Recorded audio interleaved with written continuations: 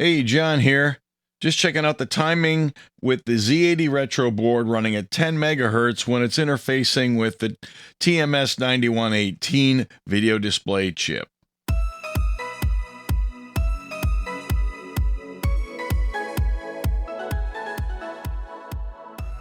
As always, I'm really grateful for all the patrons. A special thanks to the VIPs. If you want to help out the channel, feel free to go to the Patreon site in the link below, or open up the description of the video on YouTube. There'll be a link down there, and you can join the fun, help out however you want. Or let me show you what's wired up on the breadboard right now. Okay, so this is obviously the connector from the Z80 Retro board, and these pins around the horn here are in the same order and the same pin numbers as on the 40-pin Z80 socket, and the usual names over here. So that's what all the symbols mean when you see them in the rest of the drawing here. This is what I've got. I've got a LS138 doing the bus address and mode decoding, and I got the 9118 over here. So let's see what I've got. I got a write and a read signal coming out of the 138 that obviously go to the write and read, enable inputs on the 9118. A0 is connected to the mode bit, which selects which of the two registers we want to talk to. Or shall we say, it's not a register thing, it's really kind of which port we want to use when we're talking to the 9118, because one of them is used for like the VRAM and stuff like that, and the other one is used to access the write-only registers and the status register. So what I want to do is see what comes out of the Z80 over here when I'm running at 10 megahertz.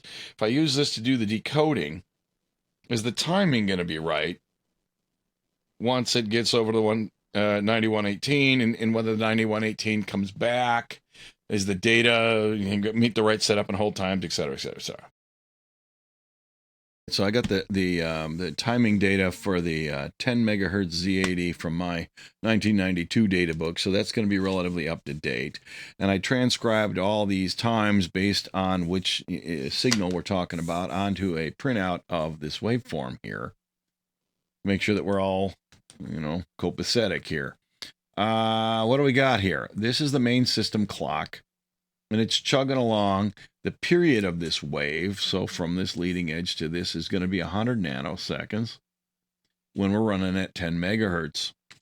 Now, as drawn here, and I fell prey to this last time, they include one wait state in this drawing.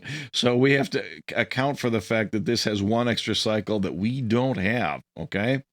During an I/O operation, I/O rec goes low and read goes low at roughly the same time. We've got this on this leading edge of time state number 2 here. We've got at least 50 nanos before I/O rec goes down, 55 nanos max before read goes down, basically 50 to 55 nanos. These combined, because we're dealing with that LS138, right? The S138 will react to these two, and the output should become enabled roughly on the falling edge of T2 here, all right? And it'll stay active until the rising edge of T1 of the next opcode fetch, all right? So how long is that? Well, we've got this one period, that's 100 nanos right there, okay? This does not exist. And then we have another 100 nanoseconds over here. So that is 200 nano plus 55 nano after this falling edge maximum, okay? Let's say that's 0. It's still 200 nano, okay? So that's not bad at all. We've got it. We don't need a wait state, provided everything else is okay.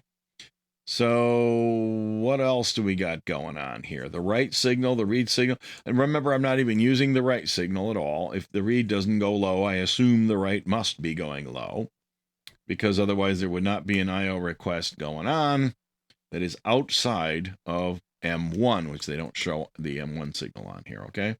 So it tells you things about if it's going to write the data might actually be valid -10 nano after this. So there's actually no setup time. The setup time is negative.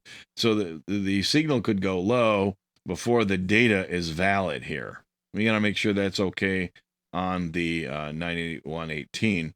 And this will hold it minimum of 10 nano after write goes high. And if you look at all these numbers, the 55, 55, 55, this basically, well, we're not even going to use the write signal, remember. This is, but it's going to be a coincident with the rising edge of IO rec here, okay? So we basically are going to have 10 or more nanos on the hold side, on the hold time for the data coming out of the Z80.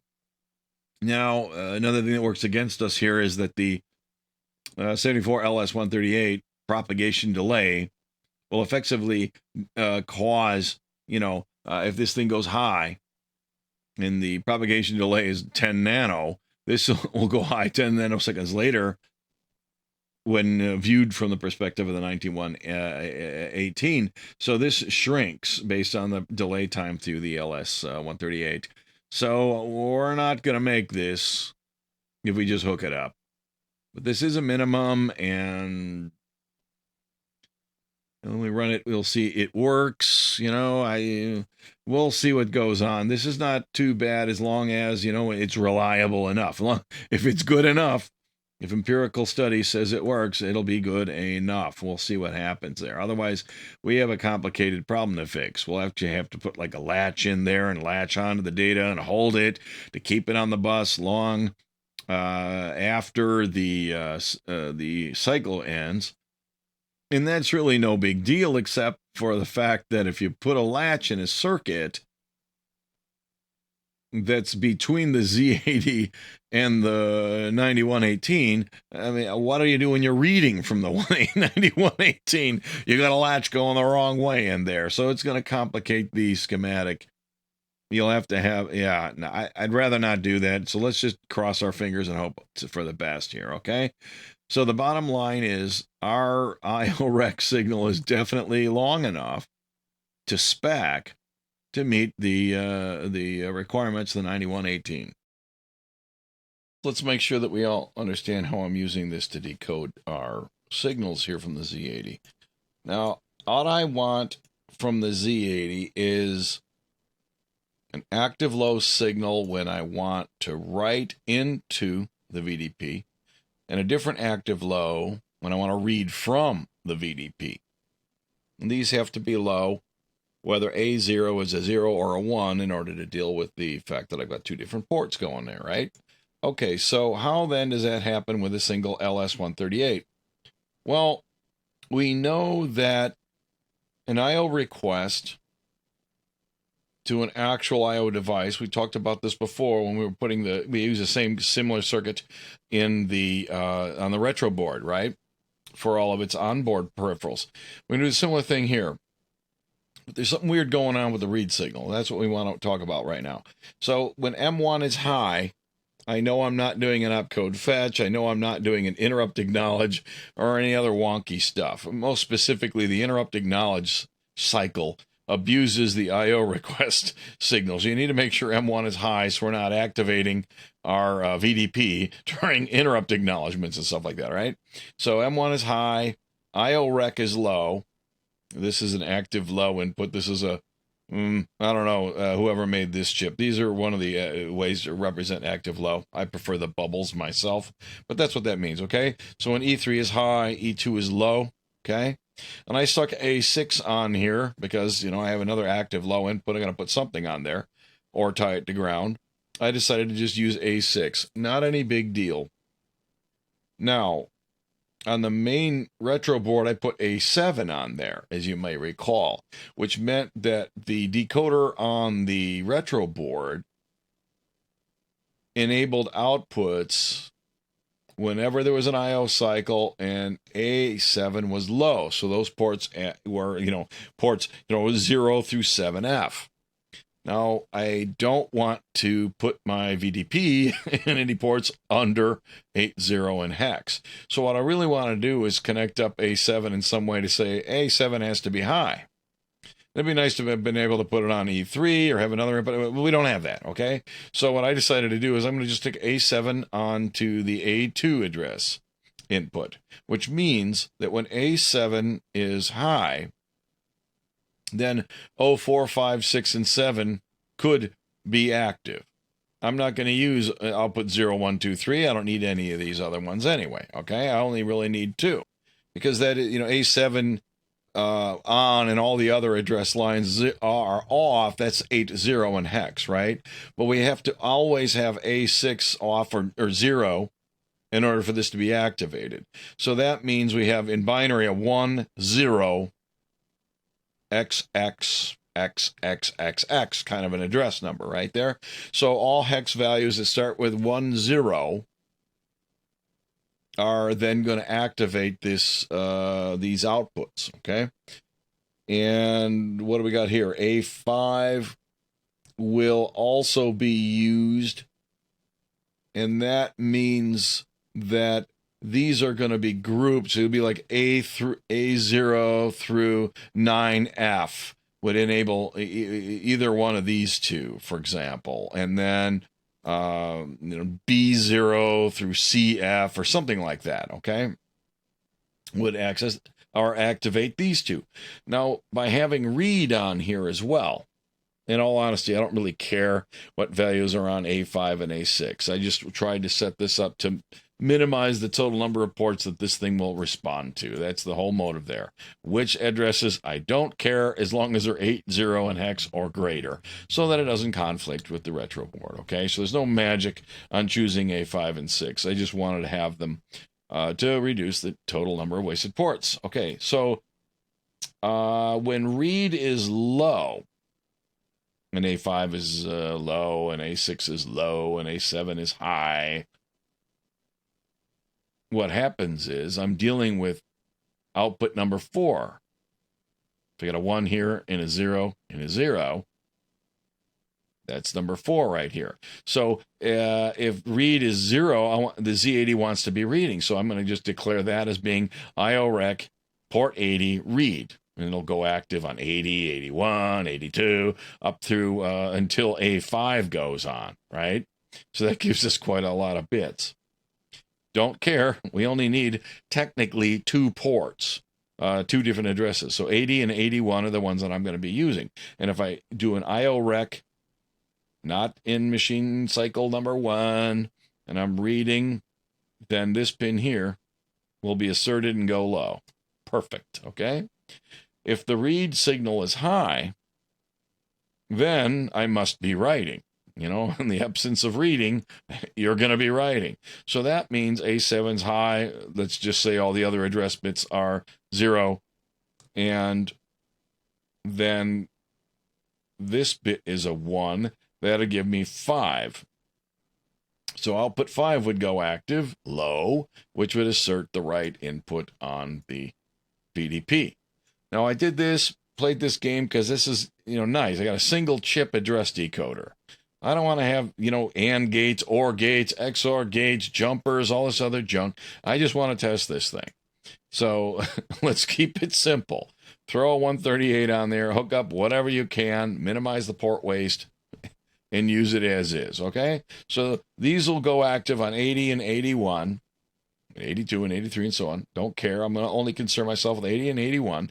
And when A0 is a 0, that's fine. And A0 is a 1, that's also fine. That'll be when A0 is a 0, I'm talking about port 80. When A0 is high, it's a 1, I'm talking about port 81. So ports 80 and 81, I can read and write, and I'll activate the 9118.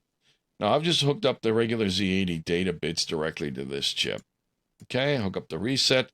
The NTSC video will come out port, the video port here on pin 36, and the usual crystal and so on, and we're in business.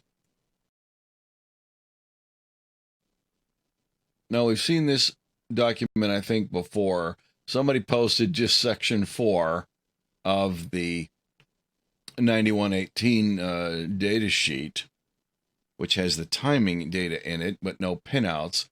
But it's okay. We really need to know the timing data. and make sure that we're valid and correct. So this is the diagram here that we really need to make sure we're good on. Look at this sucker. That's a long time. That's the ship select write low. Yikes. Okay. So how long? Address set up before read, set up before write, 30 nanos. Hold after write goes low, 30. Data set up before it's high, 100. Data hold after it goes high is 30. Pulse duration for write low, 200 nano. That's like a long time. So this is for writing, and they want to set up time before read. Is there a specific read cycle in here? Here we go. So this chip is going to be pretty slow. The mode has to be valid, SUARL, before we go and activate the chip. Where's SUARL? Come on, people.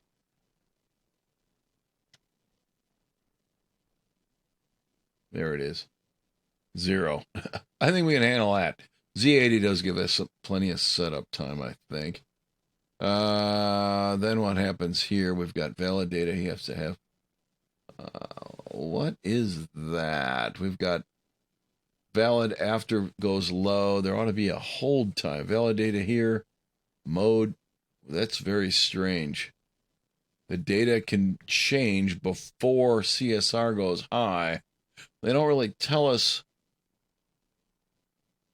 Oh, I see. If we're active and we change the address, it'll change its data, which suggests that you can just leave this on and then cycle through different, mode values, which is okay. Then it shows, well, we're not going to do that, by the way. Then what is this? This is the hold time, TDIS, CSR, if we can find that one.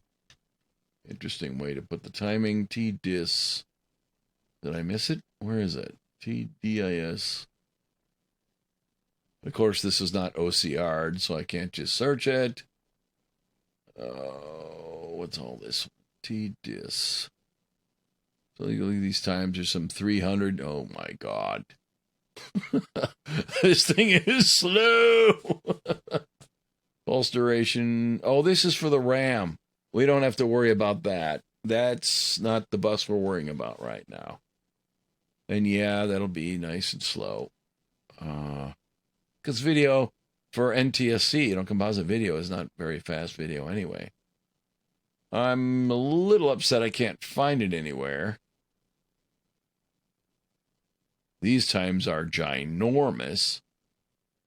Cycle time between memory read, write, windows. Yeah, well, we'll talk more about that when we get into more advanced programming. Basically, this just simply says to us, we're not going to be able to use an IR instruction, okay? We can't rapid fire data into this chip. We have to write and then pause a moment, at least this long, and then write another value or use another output operation and so on. But that's another discussion. And this is, again, CAS and RAS and all that.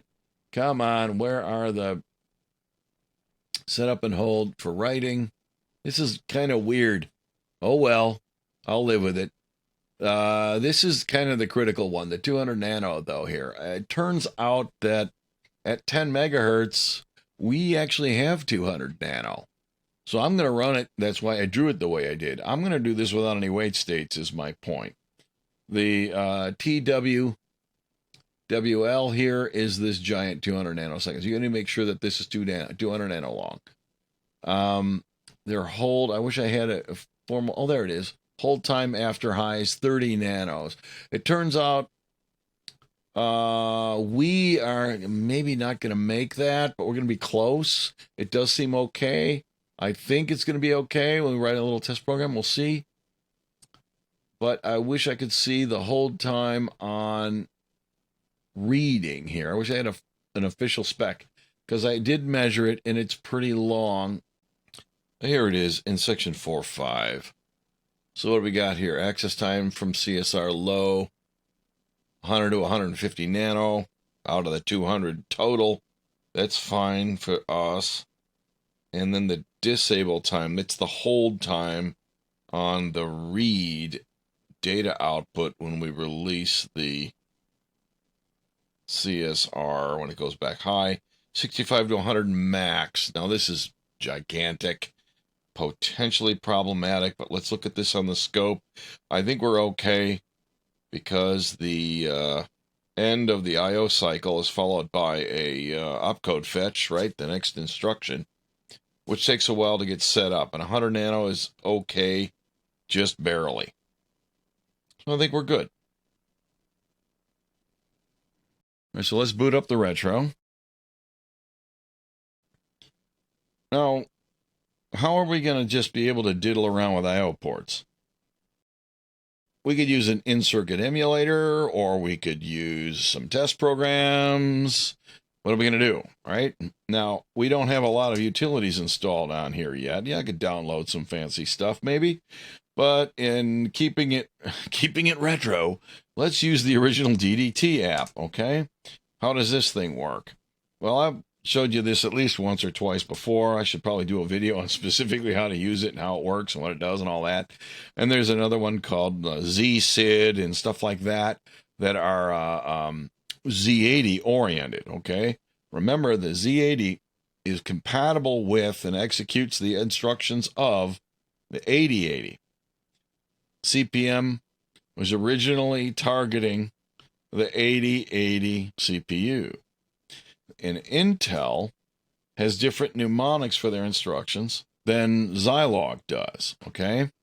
Now, I happen to know the, the 8080 versions. So DDT was designed to work with the 8080 mnemonics. So you have to type those in, right? They're not that different, especially with a simple little program I'm going to write right now. So let's see how we're going to do this. What I want to test is my ability to read basically the status register from the VDP. What do we need to do? We need to write some instructions in here, and actually this is going to be quite simple. Let's see what happens when we're reading from the 9118. So all I really need to do is say in 81, that's how you read in from port 81 into the accumulator. And we put a 1 in there because we want to read when mode bit is high, because that's the status register address in the 9118. And then we're going to just jump back to 100. Okay, so oops.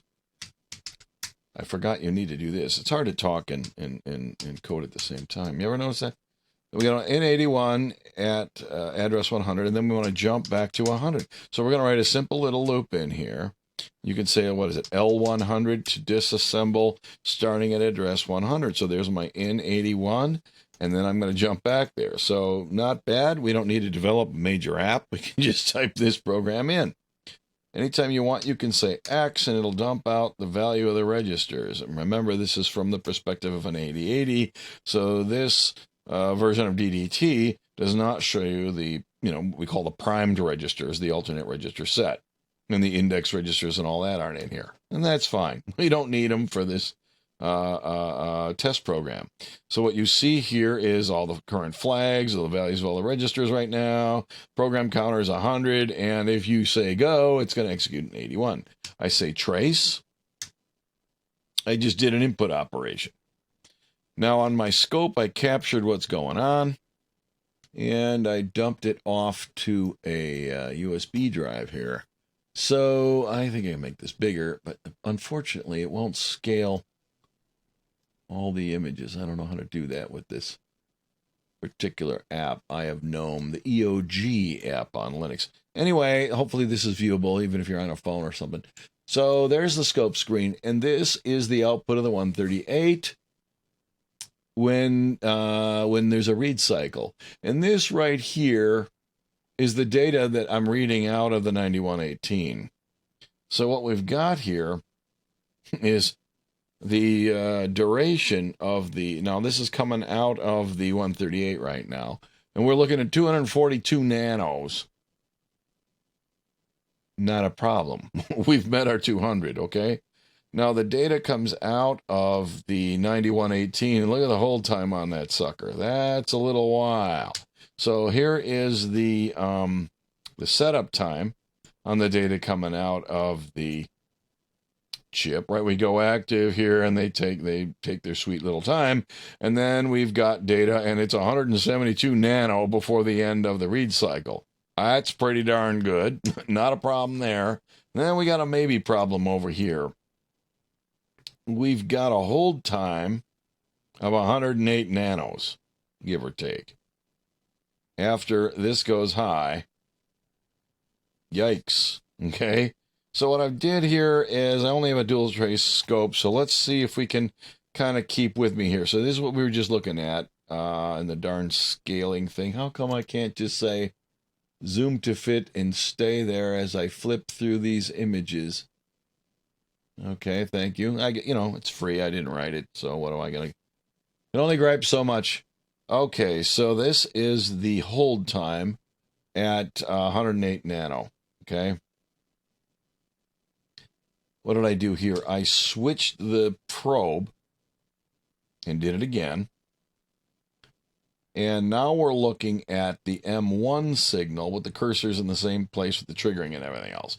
So what happens is M1 goes low for the opcode fetch, and we're still holding data on the data bus from the 9118. So that's a little bit long here, right? Now, okay, so how long into the M1 cycle is it? It's about 52 nano. So that's not actually too bad. I'm a little annoyed, but remember, 52 nano is, 180 degrees of the clock on the CPU. And that's actually, as we'll see in a minute, probably okay. So here's the clock running on the CPU. And we know we're in the middle of the M1 phase because we just saw that on the previous slide. So this is the clock ticking. And this here is T1 of an opcode fetch in M1, right? So what happens is we're done here. The 9118 data does not leave the data bus until here. 270 degrees into T1 of an opcode fetch is what's happening here. All right, so this is the opcode fetch timing diagram. This is T1.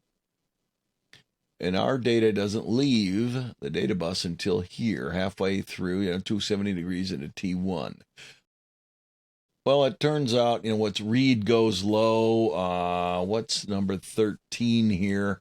After the falling edge, plus the propagation delay, the response time of, the memory or whatever device is responding. This would be the RAM or the flash, depending on where your code's coming out of. So 13, actually, I think this is an older manual. This doesn't even have this one is for the slower chips. We don't even have the 10 megahertz data in here. Let me look that up. According to the doc, this is at most 65 nano, and it doesn't give you a minimum. So it's probably okay. Now, if we look at these scope images, what we've got here is probably okay. Remember when the data was on there, look what's going on here, right? So when this goes off from the 9118, you see this ring up here? This is actually something driving the bus high at that point. See when it goes up slowly like this? That's the pull-up resistor. Something drove it low over here and then released it. And the pull-up resistor let it just drift up slowly. So this does end, and then something else drives it high. It's pretty close. We might have a brief conflict in here, but this isn't too bad. I think we're going to be okay. I'm going to just leave it the way it is. Well, let's try another test program. Let's assemble at address 100. This time let's write out into the VDP, right? So move immediate A, comma, CC. Now on the 8080, I should say, MVI is the load instruction. So this is load A with hexadecimal value of CC.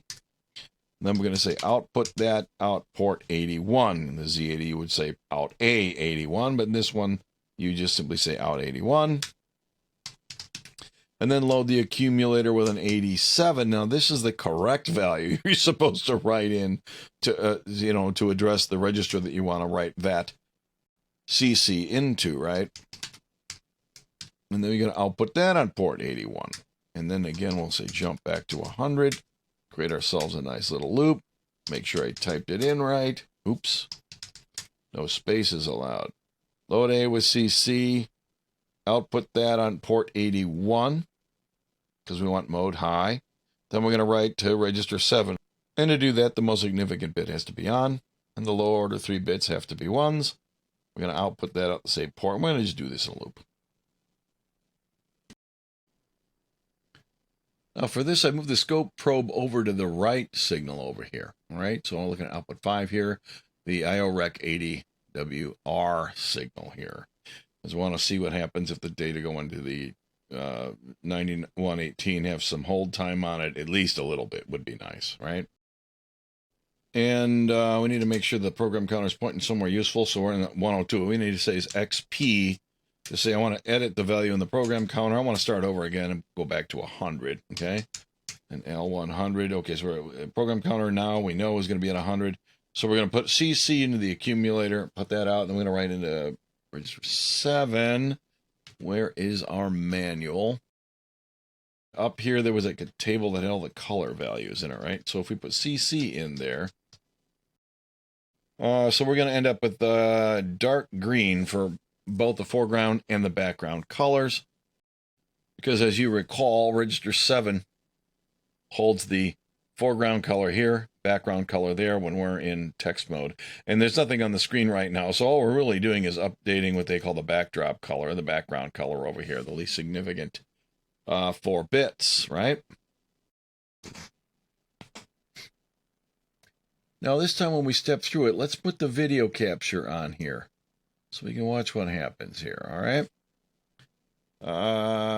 Program counter is set to 100. Here's a little program that we just typed in there. We can trace, load the accumulator with CC, write it into port 81, load A with 87, and then when this goes, it should have changed the background color, which it just did, to green. And we are rocking here. This is perfect. So here's what the scope did. By the way, what the scope saw happen when we wrote the CC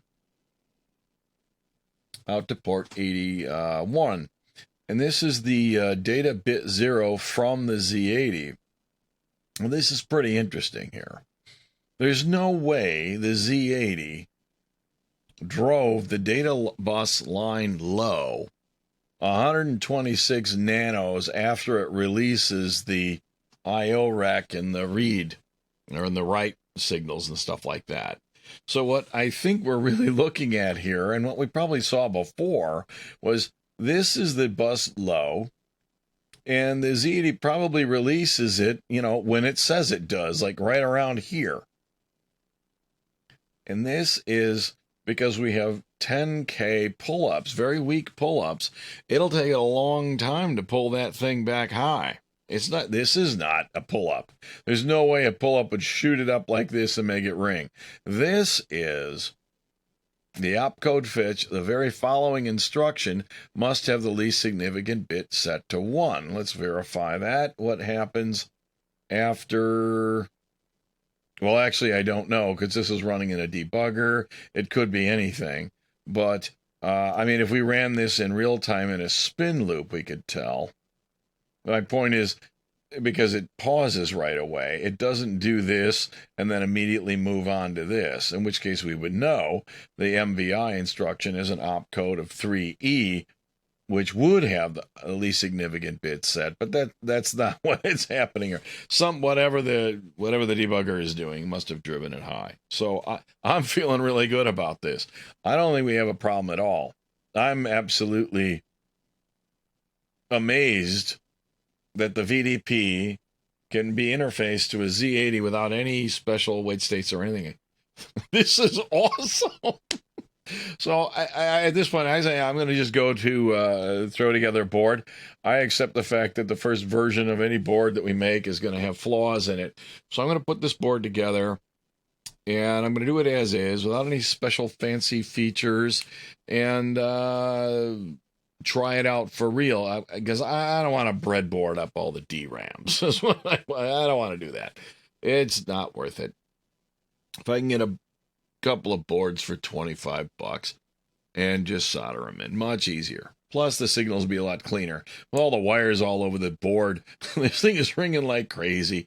We'll clean up the power, clean up the signals a little bit by just making a plug-in board. So I think we are on our way. I think we just hook this up and let her go. So thanks for watching. I'll see you next time.